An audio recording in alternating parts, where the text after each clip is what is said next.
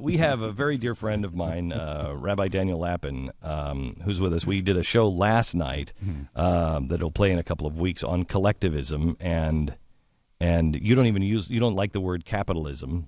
You know why, Glenn? Because they've demonized the word in exactly the same way that years after the last of the great 19th century industrialists died, it was well into the 20th century, a self-proclaimed communist retroactively named them the robber barons, and that's the name that has stuck.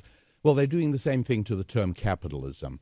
And it sounds cold. It unfortunately lends itself to demonization. So on the one hand, you have socialism. We care about the social concerns of society. You know, we do a deal called, well, you know, because you listen to the show, but we do more on trivia here.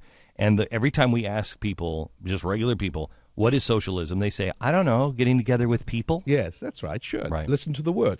Capitalism. Right. Are you an evil capitalist? I don't even think I have any capital. No, let's just talk about people who like making money. There's nothing wrong with that. It's a good thing. But money is even being demonized now. Well, making money is being demonized. Exactly, and that's why we've spoken in the past, and I constantly push on this thing. You've got to understand that money is a spiritual thing. It's not a physical thing. That's a massive problem because the minute you fall into the trap of regarding money as a metal disc or a strip of colored paper, or for that matter, the orientation of iron oxide molecules on the back of your credit card, at that point, it's now a physical object. And any physical object, it's a rule of physics, can only be in one place at a time. This book is sitting here, and if we move it to your desk, now you have it and I don't, because it's a physical object. If money is a physical object, and I have a pile of it over here, well, I must have taken it from there, because it can't be in more than one place at a time. In other words, is money more like a musical instrument like a saxophone, or is it more like a tune? Tunes can be everywhere all at once. Money is more like tunes, but the popular mistake of viewing... Wait a minute. That's why they can say, there's only a limited pile of money, because they get you to think that the pie. They go with the pie, and your yes. slice is too big, and you're taken from everybody else. And it's such an easy thing to persuade people of, because with my own eyes, I see you have a whole bunch of it, and I'm short. I can't pay the mortgage. So I must have taken it from you. Well, clearly. Mm-hmm. And that is what morally legitimizes the whole process redistribution of wealth. That's what morally legitimizes redistribution. And that's the whole endeavor, is to structure a moral framework that legitimizes the taking. Okay, so tell me how money is spiritual. Because I look at money, I try to get people to look at taxes not as money. They're not taking money they're taking your time. Yes. You've worked a quarter of the year. That's right.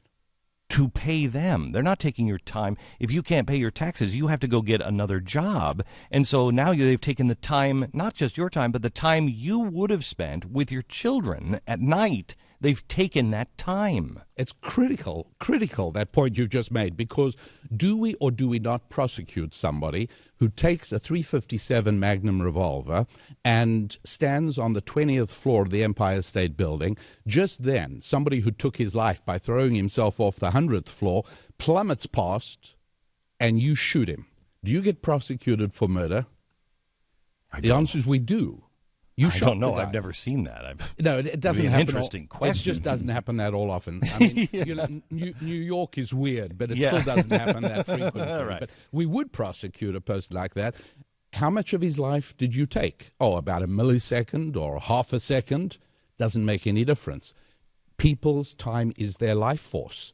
And when the government seizes what is, I think for many people today, close to half of your energy, your force, your lifeblood, by taking close to 50%, state, federal, sales. I mean, most people don't even know what they pay on taxes on a gallon of gasoline. Add that all in, and yes, you're a slave to the government for half of the year. Okay, so it sounds so much better if you say it with an English accent. We've been talking here in the last half hour. I don't know if you've been able to hear. Yes, I have. We've been talking about, for instance, Bill Gates. I've never thought Bill Gates is an evil guy. I don't think Bill Gates is going to round people up and put them into work camps or death camps, and I don't think he's a Mengele or anything else. I do think that there are those kinds of people. I mean, we have one in North Korea. We have them in Iran. We have them everywhere. Those kinds of people do exist. We do have people in this administration that believe that we should put sterilants in drinking water. So we have those kinds of people. But most people are, for some reason or another, progressives don't see the best in people, and they don't see the worst in people. They see the worst in the average people, and then they never see the worst possibility in the educated class. And it is the educated class that get power, and then they do round you up in work camps. We're entering a time that is, have you seen anything in your lifetime like what is happening in our world, in our country, like this? No, but of course, as you speak so often, it's vitally important that we don't restrict our understanding of how the world really works only to the tiny slice of history that we are privileged to live through ourselves. The reason we study history, the reason we love David Barton, is precisely because he allows us to live through hundreds and hundreds of years. But we don't for some reason. You know, I've always read the Bible, and I thought to myself, and I think everybody does, how do these people not get it?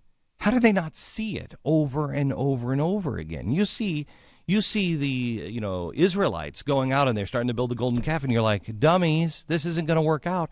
How did you forget what God had already done for you? How did that happen? And we're living that right now. Absolutely. So how do we get people to, without saying that Common Core is going to lead to death camps, how do you say to people in a logical way, we have to not give the government more power, because whether it's this guy or the next guy or the guy after that, if you get a crisis and you have nefarious people, it will lead to that.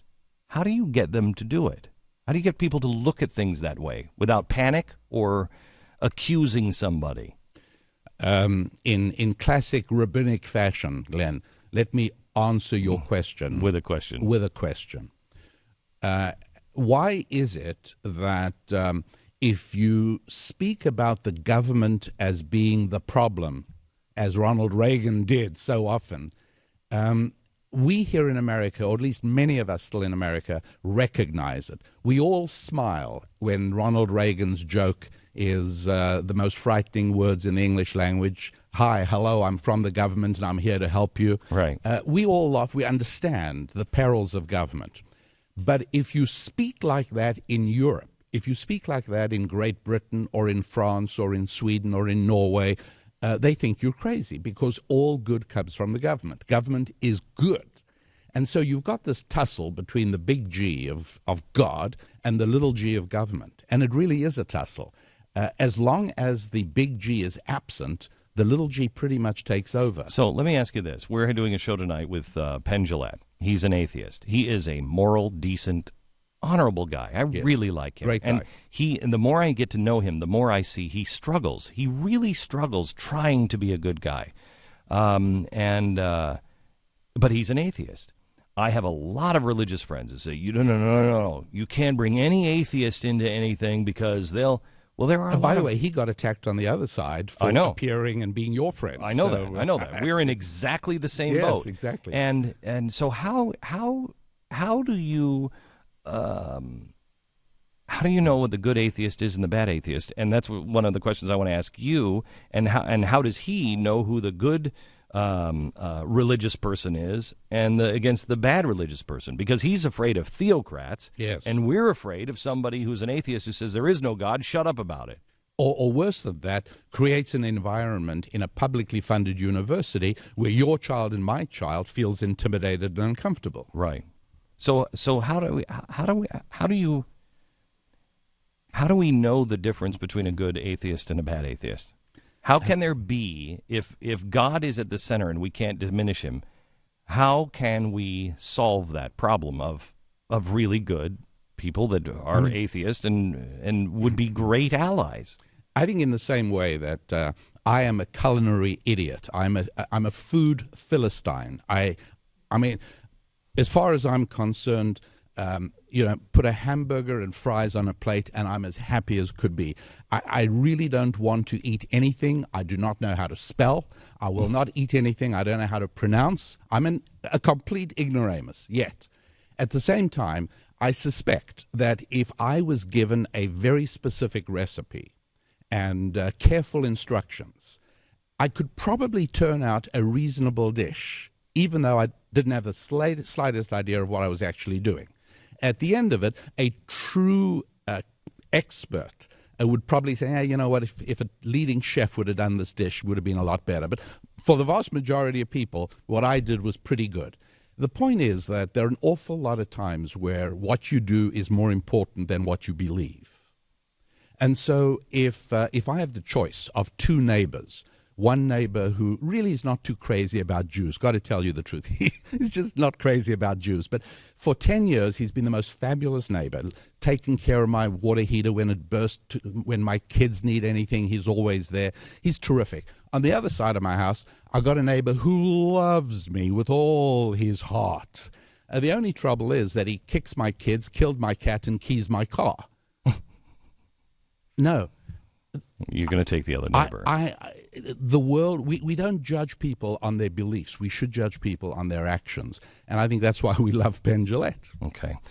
Rabbi Daniel Lapin, the author of the book, Thou Shalt Prosper, and we're going to do a show on part of this book here in a couple of weeks, and it is amazing. If you want a moral, you want to be able to teach your kids why capitalism or making money is not okay, but good. That's right. Read this book, Thou Shalt Prosper. And where can you get it? RabbiDanielLapin.com. Okay. My website. All right. Let me tell you, thank you, Rabbi. Thank you very much.